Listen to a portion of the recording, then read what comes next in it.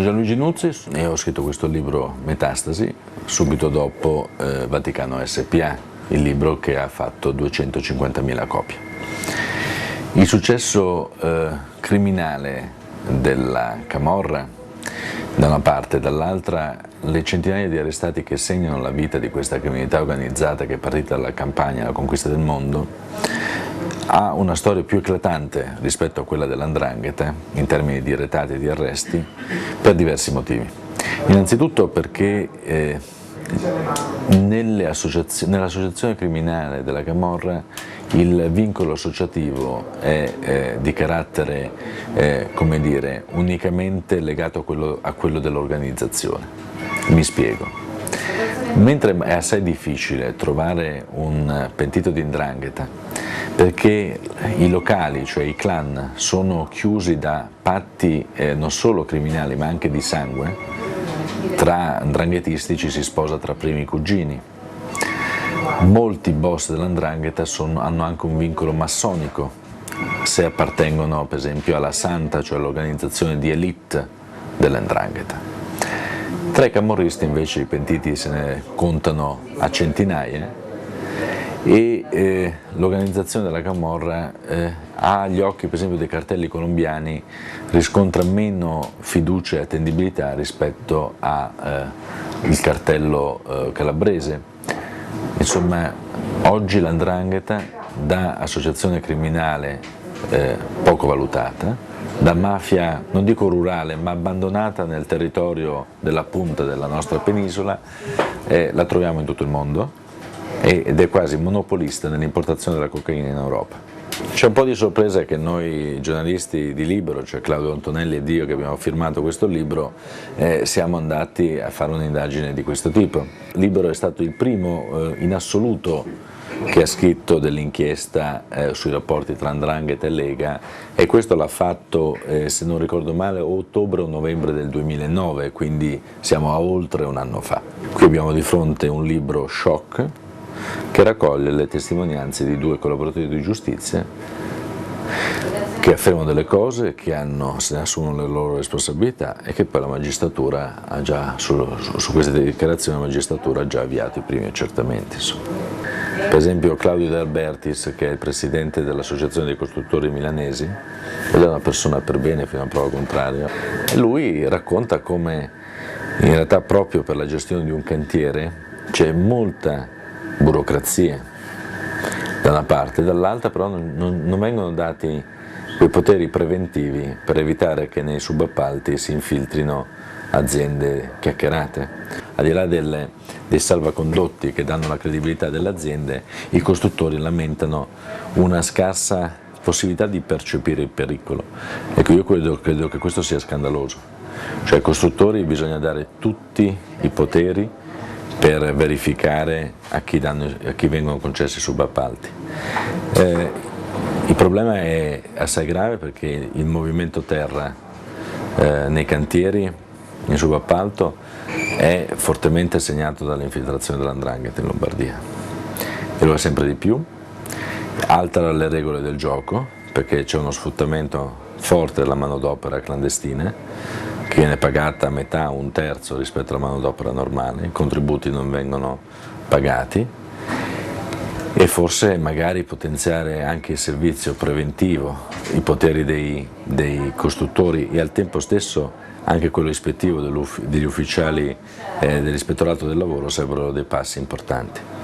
Credo che le capacità di mimetismo dell''ndrangheta sfuggano. Io credo che noi abbiamo un problema culturale a tutti i livelli, come giornalisti, politici, come non addetti ai lavori, cioè non strettamente, cioè al di là dei magistrati e forze dell'ordine, avvocati, insomma, che hanno una sensibilità, commercialisti. A Milano c'è un problema con i commercialisti. L'Ordine dei commercialisti di Milano ha istituito un ufficio di consultazione per i casi di riciclaggio. Dato che adesso con la nuova normativa i commercialisti devono segnalare i casi sospetti di clienti, pena l'azione di ogni tipo, non c'è bisogno di allarmarsi, c'è bisogno però di metterci la testa su questi fatti. Cioè se la Lea Garofalo, che è una collaboratrice di giustizia, viene sciolta nell'acido a pochi chilometri dalla Madonnina, Questa è una tattica corleonese che Milano è impreparata a capire la gravità di quanto accade. Io l'ho chiesto esattamente a Filippo Barreca, in Metastasi nel libro c'è la risposta. Quindi a uno tra i pentiti più importanti dell''ndrangheta gli ho chiesto di decifrare questa violenza inaudita, perché sciogliere una donna all'acido a Milano a me ha colpito, insomma. E lui dice, unisce tutti gli episodi, quando è esplosa quell'autobomba davanti alla casa del procuratore generale a Reggio Calabria, quando nel passaggio del corteo del Presidente della Repubblica a gennaio scorso è stata trovata nei pressi del passaggio del corteo un'auto con dentro armi e esplosivo. E poi la Procura di Reggio Calabria ha dato delle dimensioni, ha dato delle risposte anche in maniera rapida, individuando delle endrine che sgomitavano per un controllo. Però Barreca dice: attenzione, quello che è accaduto, Lea Garofalo compreso, non può essere accaduto senza valutare un messaggio alle istituzioni. Questa interpretazione non combacia con quanto dice invece Gratteri, cioè Gratteri dice no, non si tratta di una strategia della tensione, per usare una pessima affermazione. Io credo che quando si mette un'autobomba davanti alla casa del procuratore generale, penso che la Commissione avvalla o avallato o avvallerà, perché sennò quei personaggi finiscono nei pilastri di cemento. Fintanto che la magistratura e la politica non torneranno in equilibrio, non ci sarà un dialogo e quindi questo può pregiudicare tutta l'attività preventiva, sia della magistratura sia della politica, perché l'attività preventiva spetta alla politica. La magistratura dovrebbe avere il compito di essere il pronto soccorso del Paese Italia, non la direzione sanitaria. Spetta alla politica dare leggi forti per combattere per esempio il riciclaggio. Noi siamo uno dei pochi paesi in Europa che non si punisce l'autoriciclaggio, che è un reato importante. Il denaro bisogna colpire, va bene arrestare i boss, va bene arrestare i picciotti, ma tolti 100 ne arrivano altri 100, quindi l''ndrangheta non è più un problema calabrese o un problema italiano.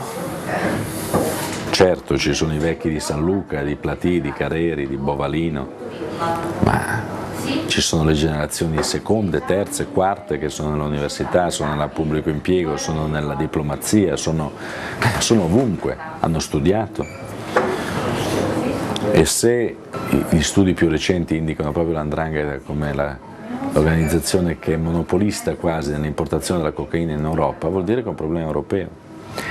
E se 44 miliardi di euro sono il fatturato di questo traffico di droga, cioè parliamo del bilancio di Microsoft o dell'Estonia, vuol dire che questa massa di soldi pregiudica la libertà dei mercati finanziari, economici e l'interrelazione tra le imprese e i paesi stessi, ferisce l'economia dei paesi, ferisce la libera concorrenza. Io poi sono un liberale come impostazione, quindi questo per me è inaccettabile, che ci sia qualcuno che possa competere con me con capitali sporchi e possa battere questa concorrenza e fare chiudere aziende. L''ndrangheta è molto attenta, nel libro si raccontano degli episodi, a individuare le società che sono in crisi, no?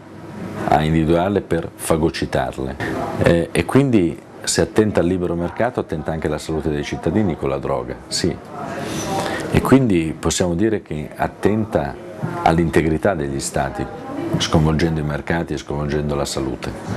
Insomma, per farla breve, io credo sinceramente che i narcotrafficanti dovrebbero essere equiparati a chi attenta all'integrità degli stati, quindi ai terroristi, e quindi fare una battaglia culturale sicuramente, una battaglia giudiziaria, ma anche una battaglia politica e comunitaria, un po' come ha fatto Washington dopo l'11 settembre.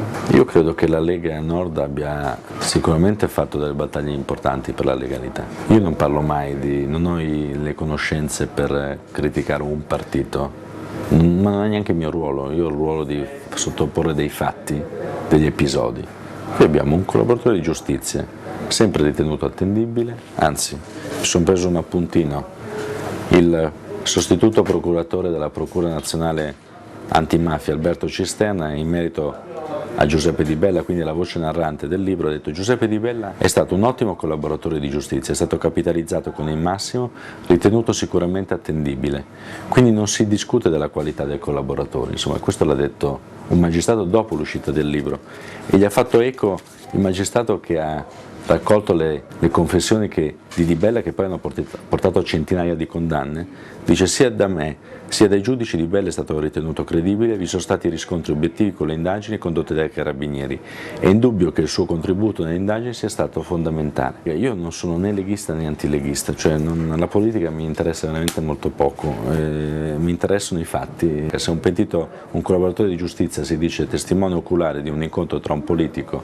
di qualsiasi partito e un boss, se questo boss poi avrebbe imposto ai suoi uomini di votare quel determinato partito, scusatemi, ma per me questa è una notizia. Se poi questo partito dice una balla, allora verrà perseguito giustamente. Però l'attendibilità di un collaboratore è una cosa seria, costruita in anni di verifiche.